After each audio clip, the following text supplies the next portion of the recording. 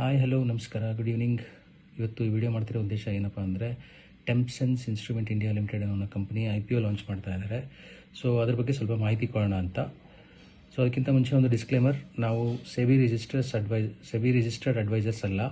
So ಈ video ಮಾಡ್ತಿರೋ ಉದ್ದೇಶ only for education purpose. So ನೀವು ಈ ವಿಡಿಯೋಗೆ ಸಂಬಂಧಪಟ್ಟಂತೆ ಏನೇ ಫೈನಾನ್ಷಿಯಲ್ ಡಿಸಿಷನ್ ತೊಗೊಳ್ಳೋಕ್ಕಿಂತ ಮುಂಚೆ ನಿಮ್ಮ ಫೈನಾನ್ಷಿಯಲ್ ಅಡ್ವೈಸರ್ಸ್ನ ಕನ್ಸಲ್ಟ್ ಮಾಡಿ. ಈ IPO ಬಂದ್ಬಿಟ್ಟು 28 ಆಗಸ್ಟಿಗೆ ಲಿಸ್ಟಿಂಗ್ ಆಗ್ತಾ ಇದೆ. ಮತ್ತು ಈ IPO ಸೈಜ್ ಬಂದ್ಬಿಟ್ಟು 650 ಕೋಟಿ. ಫ್ರೆಶ್ ಇಶ್ಯೂ ಬಂದ್ಬಿಟ್ಟು 95 ಕೋಟಿ ಇದೆ. ಆಫರ್ ಫಾರ್ ಸೇಲ್ ಅಂದರೆ ಪ್ರಮೋಟರ್ಸ್ ಇತ್ತಿರೋ ಶೇರ್ಸ್ನ ಪಬ್ಲಿಕ್ಕಿಗೆ ಬಿಡ್ತಾ ಇರೋದು ವ್ಯಾಲ್ಯೂ ಬಂದ್ಬಿಟ್ಟು 555 ಕೋಟಿ. ಸೊ ಈ ಕಂಪನಿ ಮೇಜರ್ ಬಿಸ್ನೆಸ್ ಏನಪ್ಪ ಅಂದರೆ ಟೆಂಪ್ರೇಚರ್ ಸೆನ್ಸಿಂಗ್ ಸೊಲ್ಯೂಷನ್ಸ್ ಇರುತ್ತೆ, electrical heating ಸೊಲ್ಯೂಷನ್ನು, specialised cables manufacture ಮಾಡ್ತಾರೆ, ಆಮೇಲೆ fibre optic temperature sensors manufacture ಮಾಡ್ತಾರೆ, ಪೈರೋಮೀಟರ್ಸು, ಥರ್ಮಲ್ ಇಮೇಜಸ್ಸು ಮತ್ತು ಕ್ಯಾಲಿಬ್ರೇಷನ್ಸಲ್ಲಿ ಇವ್ರ ಬಿಸ್ನೆಸ್ ಇದೆ. ಸೊ ಬಿಸ್ನೆಸ್ ರೆವೆನ್ಯೂ ಮತ್ತು ಸೇಲ್ಸ್ ನೋಡೋದಾದರೆ ಲಾಸ್ಟ್ 5 ಇಯರ್ಸಲ್ಲಿ ಇವ್ರ ಸೇಲ್ಸು ಗ್ರ್ಯಾಜುವಲಾಗಿ ಇನ್ಕ್ರೀಸ್ ಆಗ್ತಾ ಇದೆ. 2021 138 ಕೋಟಿ ಇತ್ತು, 2022 194 ಕೋಟಿ, 2023 240 ಕೋಟಿ.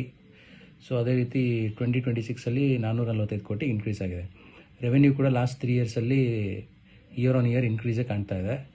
ಎಬಿಟಾ ಕೂಡ ಪ್ರತಿ ವರ್ಷವೂ ಇನ್ಕ್ರೀಸ್ ಆಗಿದೆ. 2024 61% ಇತ್ತು, 2025 97.32 ಕ್ರೋರ್ಸು, ಆಮೇಲೆ 26 113.17 ಕೋಟಿ ಎಬಿಟಾ ಇದೆ. ಎಬಿಟಾ ಮಾರ್ಜಿನ್ ಕೂಡ ಇನ್ಕ್ರೀಸ್ ಆಗಿದೆ. ಎಬಿಟಾ ಮಾರ್ಜಿನ್ನು 24 22% ಇತ್ತು, 2025 25.45%, 26 24.83% ಇದೆ.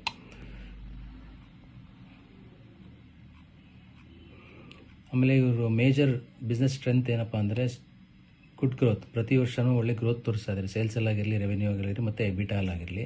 ಆಮೇಲೆ ಎಕ್ಸ್ಪೋರ್ಟ್ ಆಪರ್ಚುನಿಟೀಸ್ ತುಂಬ ಚೆನ್ನಾಗಿದೆ ಇವರಿಗೆ, ಯಾಕೆಂದರೆ ವೆರಿ ಯುನೀಕ್ ಬಿಸ್ನೆಸ್ ಆಗಿರೋದ್ರಿಂದ ಅವ್ರದ್ದು ಎಕ್ಸ್ಪೋರ್ಟ್ ಆಪರ್ಚುನಿಟೀಸ್ ಚೆನ್ನಾಗಿದೆ. ಇವ್ರದ್ದು major business 40% of the business ಇವ್ರಿಗೆ ಬರ್ತಾ ಇರೋದು ಸ್ಟೀಲ್ ಮತ್ತು ಪೆಟ್ರೋಕೆಮಿಕಲ್ ಇಂಡಸ್ಟ್ರೀಸಿಂದ, ಪವರ್ ಇಂಡಸ್ಟ್ರಿ ಮತ್ತು ಸಿಮೆಂಟ್ ಇಂಡಸ್ಟ್ರಿ, ಅವುಗಳಿಂದ ಬಿಸ್ನೆಸ್ ಚೆನ್ನಾಗಿ ಬರ್ತಾ ಇದೆ ಇವರಿಗೆ. ಕೀ ರಿಸ್ಕ್ ಬಂದ್ಬಿಟ್ಟು ಹೈಯರ್ ವ್ಯಾಲ್ಯೂಯೇಷನ್. ವ್ಯಾಲ್ಯೂಯೇಷನ್ ತುಂಬ ಎಕ್ಸ್ಪೆನ್ಸಿವ್ ಇದೆ. ಇವ್ರ PE ರೇಷಿಯೋ ಬಂದ್ಬಿಟ್ಟು 46 ಇದೆ. ಅದು ಹೈಯರ್ ಸೈಡ್ ಇರೋದ್ರಿಂದ ಸ್ವಲ್ಪ ಎಕ್ಸ್ಪೆನ್ಸಿವ್ ಮತ್ತು ರಿಸ್ಕಿ ಅನಿಸುತ್ತೆ. ವರ್ಕಿಂಗ್ ಕ್ಯಾಪಿಟಲ್ ಇಶ್ಯೂ ತುಂಬ ಇದೆ. ಲಾಸ್ಟ್ 2 ಇಯರ್ಸಿಂದ ವರ್ಕಿಂಗ್ ಕ್ಯಾಪಿಟಲ್ ಇನ್ಕ್ರೀಸ್ ಆಗ್ತಾ ಇದೆ. ಆಮೇಲೆ ರಾ ಮೆಟೀರಿಯಲ್ ಇಶ್ಯೂ ಸ್ವಲ್ಪ ಫೇಸ್ ಮಾಡೋ ಚಾನ್ಸಸ್ ಇದೆ ಇವ್ರದ್ದು. ROE ಲಾಸ್ಟ್ 2 ಇಯರ್ಸಲ್ಲಿ ಇಯರ್ ಆನ್ ಇಯರ್ ಡಿಕ್ಲೈನ್ ಆಗಿದೆ. ಅದು ಮೇಜರ್ ಕನ್ಸರ್ನ್ ಇವ್ರದ್ದು.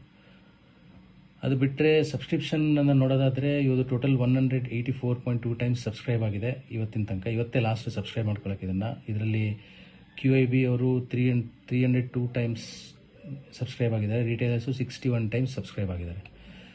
ಸೊ ಓವರಾಲ್ ಇದರಲ್ಲಿ ಲಿಸ್ಟಿಂಗಲ್ಲಿ ಮಾಡೋದಾದರೆ ಲಿಸ್ಟಿಂಗ್ ದಿನ ಬೈ ಮಾಡಿ, ಅಥವಾ ಲಿಸ್ಟಿಂಗ್ ಆದಾಗ ಬೈ ಮಾಡಿ ಅವತ್ತೇ ಸೆಲ್ ಮಾಡೋದಾದರೆ ಓಕೆ. ಲಾಂಗ್ ಟರ್ಮಿಗೆ ಹಿಡ್ಕೊಳ್ಳೋದನ್ನು ಅಡ್ವೈಸ್ ಮಾಡೋದಿಲ್ಲ.